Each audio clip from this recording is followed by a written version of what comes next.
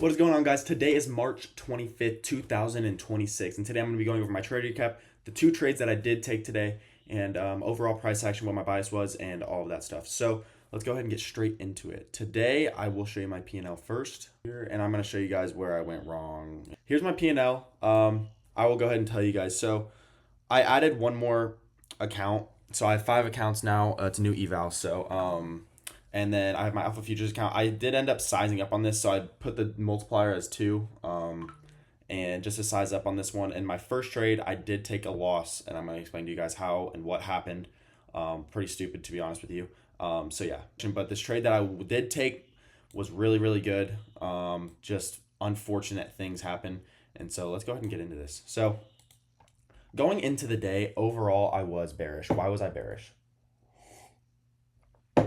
Well, yeah, I was bearish. I'm gonna have take a yes offer right now. So overall, I was bearish. Why was I bearish? So there's two scenarios you have to play here. So we have this hourly bullish fair value gap, and then we also have the hourly bearish fair value gap. So there's two things you kind of have to look at in this scenario, right? And you have to be able to identify, okay, so what kind of market conditions am I going to want to be trading? What am I going to want to see off of open to give me the bias of what I'm looking to do today? So that's exactly what I'm going to be going over with you guys. So yeah, we're still just stuck in this whole entire range. I mean, I could sit here and mark it out. Literally this whole entire range, we are just stuck. So again, in range trading sucks, but this is how you're able to capitalize and use these kind of things to your advantage. Again, I didn't really like price action today, but I'm going to go ahead and show you guys where I took my trades, what I was looking for, and how everything happened. So going into open, what did I identify? I identified that we had this bearish or this 15-minute fair value gap, right? But it's already filled. So realistically, we could have already dumped from here. But what did we leave inside of this fair value gap? We left, let me get it like a little bit more forward. We left highs in this fair value gap. So this was my only condition on the day, is if we can come up, re-sweep this, and then see our move back down lower. That's exactly what I was looking for. If we can sweep this, then show bearish reaction, I would be opposed to a trade. That was my only condition of taking a trade today. So now going into it, what ended up happening? So right off of open, we went up and did exactly that. So again, I marked out, this is that high inside of that 15-minute fair value gap. What I want to see, I wanted to see us come up, sweep it, and then show some sort of bearish reaction. We do. We're coming back up into this gap right off of open. Beautiful. Just exactly what I want to see. Again, you're still just being patient. So again, let's go ahead and play this out. And then what do we do? We finally pushed up into this high. And okay, now I'm potentially, my idea to this trade is now in play. What am I waiting for? Confirmation. So we ended up creating an SMT divergence. So ES came up and took out this high, and NASDAQ failed to do so. So NASDAQ was leading down to NASDAQ was our more bearish index, which was, again, why I took this short on this.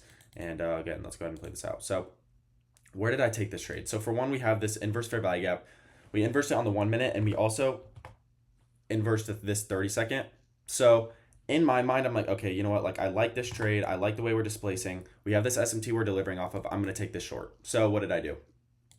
I took this short, right? And I don't know why it's not doing it on this. With the stop loss and risk and everything, you're having to check it off. I posted it on my Instagram. And this is the first time I've traded like that. I usually have this market open, or the order open on this side, and I'll press, or my limits or market orders. And now I'm kind of testing with this. So I set my risk, and I set it like very tight. I think like 100 ticks. So super tight. I press sell. What ended up happening? I literally got stopped out. Like, I didn't have time. I was going to move. I was like, oh shoot, I went to move it, and I had already gotten stopped out. So, those things happen, and I wanted my stops up here. This is exactly what I wanted, and I was targeting these lows down here. Really, really nice trade. 1 to 1.3 RR. Again, let's play this out. So as you guys can see, I never would have gotten stopped out. This was a beautiful, beautiful trade execution on my end. I really like this, and of course, it would have played out in my favor.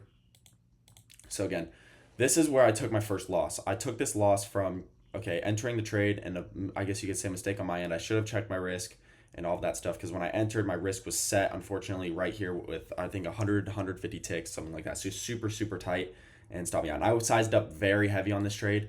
I think I went in with 3 minis. So, and on my alpha account, I went in, double. So, I went in with 2 minis, and on my alpha account, I went in with 4. So, those kind of things happen. Again, you can't really do anything about it. took a pretty big digger on this. I think I was down overall 3.5K at this point across my accounts. So again, happens. Let's go ahead and play this. I'm going to show you guys my second trade. Guys, I took this trade on ES actually. So let me go and replay this now. Oh, I can only do it on one. Okay, well, I'll just do it on ES. So in this example, all I was looking for. Okay, so we had beautiful draws down below. We had our Asia and London lows right here. Literally the most beautiful draws ever. Like they got to get taken, right? So of course, I'm so convicted of this trade. All I was wanting was a 1 minute retrace into these gaps, and that's exactly what we got. So we retraced into these 1 minute gaps. So retracement, we dumped again, and then what did? We went to retest this range, but what did NASDAQ do? We had an internal SMT divergence. So NASDAQ came up, swept out this high when ES failed to do so, and that's all the confirmation I needed. 1 minute retrace, 1 minute internal SMT. I entered shorts, and again, you can play this out. So just like that, I hit TP. So this trade right here made me my money back again, put me up on my other accounts. With my multiplier, I ended up putting my Alpha Futures account back down to regular with exactly what I'm running. I went in with 1 mini on this second trade on two minis.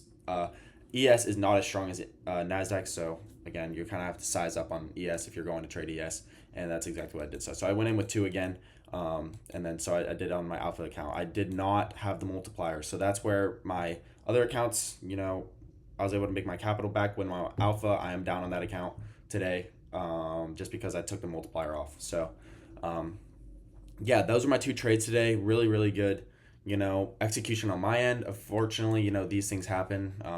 Great learning experience. I understand it now.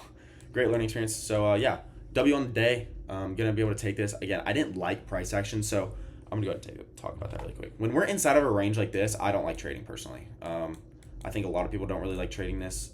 If you do, I mean, it's just not really. It's not really probable, right? So this move down was actually beautiful. My bias was correct. My idea was correct. My confirmation was correct. Everything went perfectly well, right? Unfortunately, those things just do happen. But again, I was able to capitalize, make some money on the day. So yeah, these kind of conditions when we're in this range, I'm hoping we break out of this, by the end of the day or in the Asia session going into tomorrow. But again, this range just kind of sucks. So that was the only way I was going to take a trade. It did happen, and unfortunate things with my wrist got stopped out really quick just because I wasn't even able to have a second to move it. So yeah, done for the day. Up on the day, so we'll take it. And if you guys have any questions, you can ask in the comment section, and like and subscribe. I'm gonna keep doing these, like I said, and I have some other things I'm cooking up in the background. So yeah, gonna release that soon, and yeah, it's gonna be a really, really, really good time. So thank you guys for watching, and I will see you guys on the next video.